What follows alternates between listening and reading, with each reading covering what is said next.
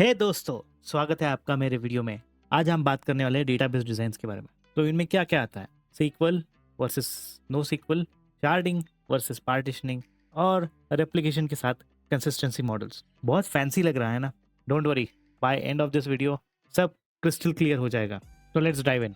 सबसे पहले बात करते हैं सीक्वल वर्सेस नो सीक्वल की। तो सीक्वल क्या है?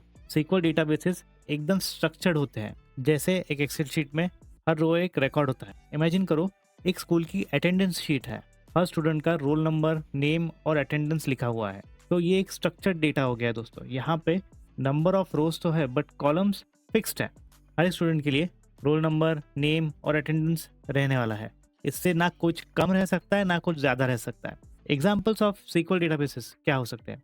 माई sequel, PostgreSQL, Oracle databases. अब आते हैं NoSQL database. NoSQL database में ऐसा कोई स्ट्रक्चर पे लिमिट नहीं रहता है दोस्तों। ये थोड़ा ज़्यादा फ्लेक्सिबल होता है। ये काम करता है की वैल्यू पेयर्स पे, या फिर डॉक्यूमेंट्स पे, या फिर ग्राफ्स पे, या फिर वाइड कॉलम स्टोर्स पे। तो जैसे कि अगर मैं आपको एक एग्जांपल देना चाहूँ, तो आपका अगर सोशल मीडिया का डेटा है, जैसे कि लाइव हो गया, कमेंट्स हो गए, फोटो हो गए, तो ऐसा हो सकता है कि एक फोटो में ज़्यादा कमेंट्स आए, राइट? एक फोटो में कमेंट्स ही ना आए।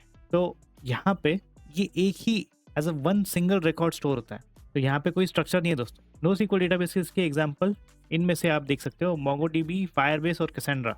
इन दोनों में और एक डिफरेंस है दोस्तों।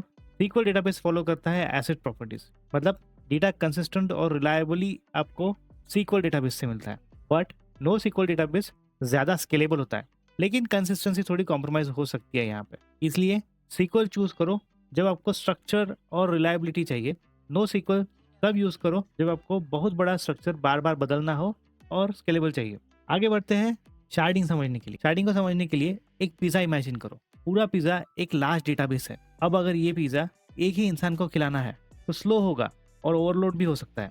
तो हम क्या करते हैं, पिज़्ज़ा के स्लाइसेस बना देते हैं। हर स्लाइस अलग मशीन हैंडल करेगी। बस यही कंसेप्ट है शार्डिंग का।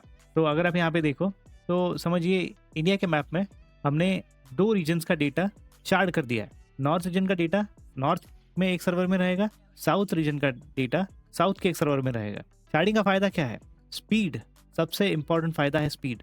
अगर आपके पास 1 मिलियन यूजर है तो एक सर्वर पे इतना लोड डालना अच्छी बात नहीं है। शार्डिंग से वर्कलोड डिस्ट्रीब्यूट होता है और सब कुछ फास्ट होता है। फिर आते हैं पार्टीशन पे। पार्टीशन का कंसेप्ट लाइब्रेरी की तरह है। एक ही सर्वर में अलग अलग सेक्शन बनाए जाते हैं, जैसे फिक्शन, नॉन फिक्शन और साइंस। पार्टीशनिंग में डेटा एक ही डेटाबेस के अंदर स्प्लिट होता है, यूजुअली किसी की के बेसिस पर, जैसे यूजर आईडी या डेट। तो अगर अब यहाँ पे इमेज में देखो, हमने डेटा स्प्लिट किया हुआ है बेस्ड ऑन नेम। ये डेटा कौन से मंथ के बेसिस पे भी स्प्लिट हो सकता है, मतलब वो मार्च का डेटा है या फरवरी का डेटा है। तो अगर किसी एक पार्टीशन में प्रॉब्लम आया तो बाकी पार्टीशन काम करते रहेंगे। पार्टीशन से सिस्टम का परफॉर्मेंस इंप्रूव होता है और क्वेरीज भी फास्टर एग्जीक्यूट होती है।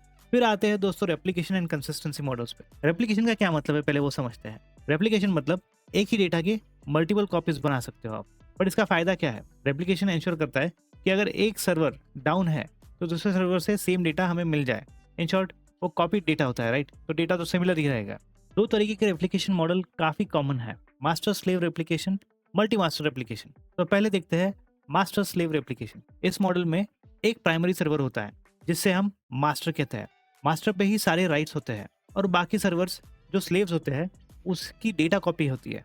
ये रीड हैवी एप्लीकेशंस के लिए परफेक्ट है। रीड हैवी मतलब जो एप्लीकेशंस ज़्यादा रीड करता है, राइट्स कम करता है, क्योंकि रीड स्लेव से हो सकता है और मास्टर फ्री रहता है राइट्स के लिए। दूसरा है मल्टी मास्टर एप्लीकेशन। इस मॉडल में मल्टीपल सर्वर्स होते हैं जो दोनों रीड्स और राइट्स हैंडल करते हैं।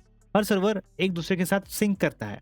ये डिस्ट्रीब्यूटेड सिस्टम के लिए काफ़ी यूजफुल है, लेकिन कॉन्फ्लिक्ट्स हैंडल करना मुश्किल हो सकता है। सोचना पड़ता है कि अगर 2 सर्वर्स पे सेम डेटा एक साथ अपडेट हो तो क्या होगा।